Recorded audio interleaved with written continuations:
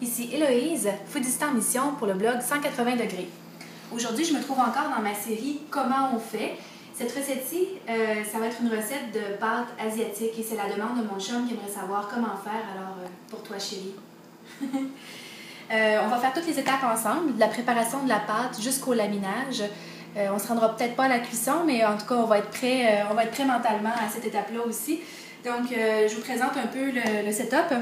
De la farine, tout usage, du sel, de l'huile de sésame pour le goût, des œufs entiers. Ce qui détermine le type de pâte qu'on fait est beaucoup en lien avec la présence ou non d'œufs et puis le ratio blanc d'œuf, jaune d'œuf qu'on retrouve dans la recette. Dans les pâtes chinoises aux œufs, évidemment, on retrouve l'œuf entier et le blanc d'œuf donne une texture particulièrement agréable, particulièrement moelleuse aux pâtes asiatiques. Et j'ai également de l'eau pour compléter les ingrédients. La fécule de maïs, je l'ai déjà sortie, mais elle va être utilisée seulement pour le laminage des pâtes, donc on peut la réserver en attendant. C'est sûr qu'on pourrait tamiser la farine dans le bol avec le sel et tout, mais c'est une étape de plus, alors on peut très bien s'en passer, pour autant qu'on distribue bien le sel dans la farine. Par la suite, histoire aussi de bien répartir l'huile dans le mélange, je vais la mettre dans l'œuf, mélanger légèrement. Et toujours pour les mêmes raisons, afin de s'assurer de distribuer également tous les liquides, je vais mettre l'œuf et l'huile dans l'eau. Je vais faire un puits dans la farine. Ça ici. Je vais mettre le liquide à l'intérieur d'un seul coup. Voilà. Et là, je vais utiliser ma super technique de distribution du liquide avec les pointes de doigts. Donc, je rentre mes doigts dans la farine et je mélange en m'assurant d'amener le liquide partout, partout, partout.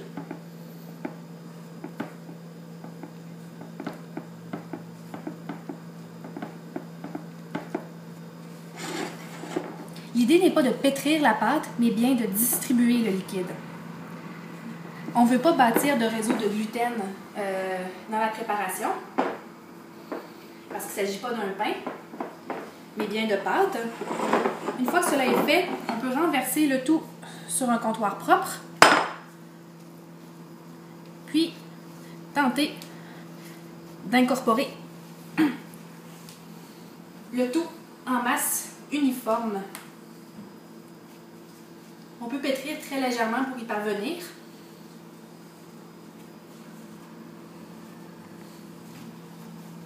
Mais l'idée, c'est plus de rassembler la pâte en boules compactes. Si on a des petits rebuts comme ça, c'est pas grave, là. Ils n'emporteront pas au paradis.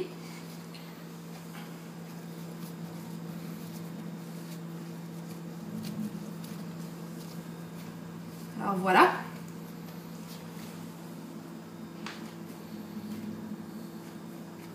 Une boule de pâte relativement uniforme. Je vais maintenant la laisser reposer pendant environ 10 minutes, la laisser se détendre avant qu'on commence le processus de laminage. Pendant ce temps-là, je vais vous montrer comment installer l'équipement.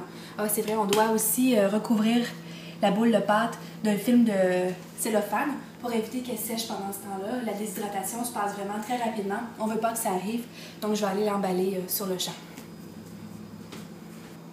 Nous voilà donc avec ma machine à pâte.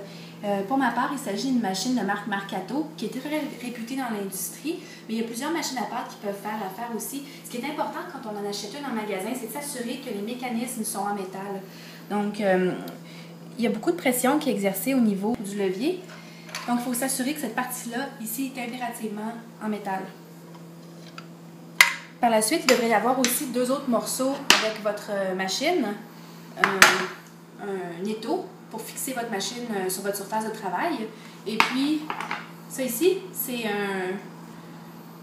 une pièce qu'on peut attacher qui permet de venir découper les pâtes. Donc, la première étape, il faut les laminer, créer les feuillets de pâte. Puis par la suite, on peut les découper en format spaghetti ou fettuccine, mais c'est dans un deuxième temps. Donc, je vais le garder à part et puis on y reviendra tantôt.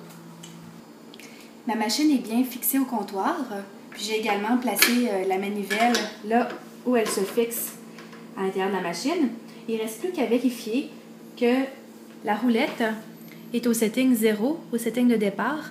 Ça, c'est très important parce que la pâte ne parviendra pas à rentrer entre les rouleaux compresseurs qui se trouvent au milieu s'ils sont davantage rapprochés. Il ne me reste plus qu'à aller chercher la pâte qui se trouve au frigo et puis on va se mettre au travail. J'ai ici la boule de pâte que j'ai préparée et puis elle est légèrement collante. Pour éviter de me coller à elle, je vais utiliser de la fécule de maïs. Ça, c'est vraiment ce qui distingue le travail de la pâte à la chinoise de la pâte à l'italienne, où on aurait utilisé plus de farine, mais c'est la même technique essentiellement. Je vais maintenant diviser cette pâte-là en 4 mottes de taille à peu près égale, parce que je vais les travailler une à la fois dans la machine. Et puis, je vais les recouvrir d'un linge humide en attendant, celles que je ne travaille pas, afin de protéger leur humidité. J'ai ici un premier morceau de pâte. Je vais le recouvrir de fécule de maïs pour éviter qu'il adhère à la surface ou à mes mains. Et puis, je vais également l'aplatir. L'idée, c'est de le rendre assez mince pour qu'il soit capable de passer entre les deux rouleaux de la machine.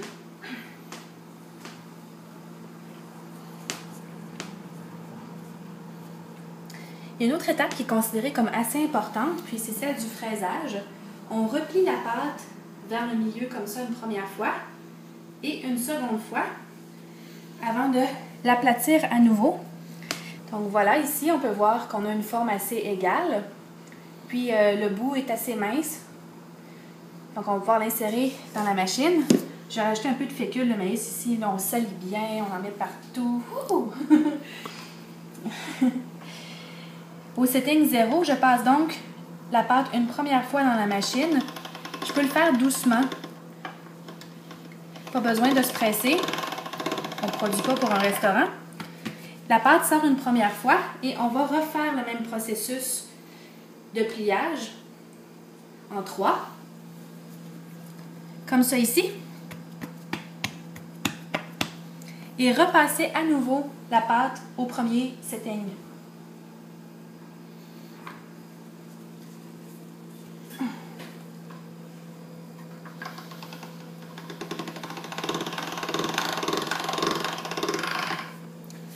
Maintenant, tout ce qui reste à faire, c'est à amincir le feuillet. Et on va faire ça en rapprochant progressivement les rouleaux. Pour ça, il faut changer la roulette de 1 cran à chaque fois. Donc là, on va passer de 0 à 1 et repasser le feuillet à l'intérieur. Pour l'insérer, il vaut mieux le mettre à la verticale, comme ça ici. Une fois qu'on sent qu'on a de la prise sur la pâte, on peut déposer la pâte en arrière, comme ça ici, puis mettre la main en dessous pour venir accueillir la pâte qui va ressortir. Là, je l'ai fait tranquillement pour le bénéfice des gens qui apprennent. S'il y a eu de la résistance au moment où je passais la pâte entre les deux rouleaux, j'aurais pu vouloir le repasser une nouvelle fois. Ça ne devrait pas forcer, ça devrait être facile. Si ça force, ça veut dire que votre pâte est trop épaisse. Mais comme elle a passé bien, je vais me permettre de tout de suite rapprocher les rouleaux d'un cran supplémentaire et de passer au setting 2. Donc, insertion à la verticale. Une fois la pâte engagée, je la dépose. Et puis, j'accueille la pâte comme ça, en dessous, avec les mains. Et je peux rajouter un peu de fécule de maïs sur la surface pour s'assurer qu'elle continue de bien glisser entre les rouleaux. Je suis prête à passer au setting 3.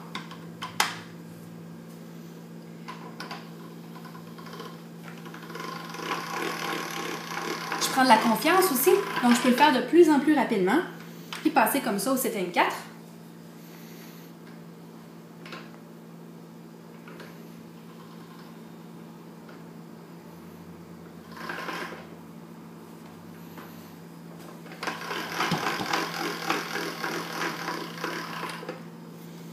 Au setting 5,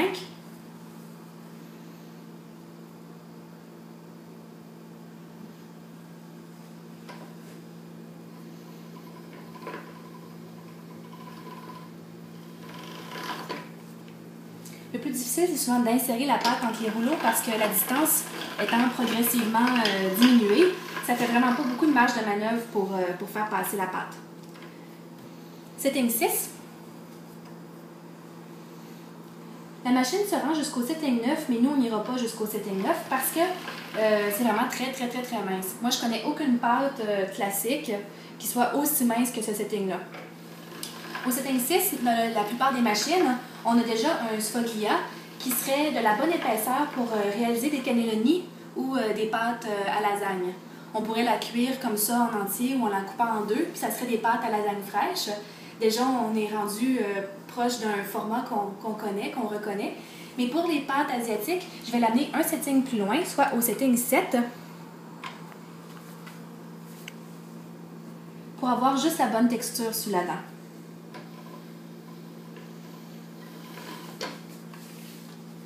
Quand elle est rendue très longue, à l'arrière, on peut aussi la supporter pour faciliter le passage dans la machine. Sinon, ça fait beaucoup de poids que la machine doit tirer, puis la pâte a tendance à s'amincir en raison du poids qui est traîné derrière.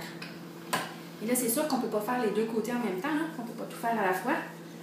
Donc, lorsque la pâte est bien engagée comme ceci, puis que le poids qui est de ce côté-ci est diminué, on peut simplement reprendre notre mission à l'autre bout de la machine.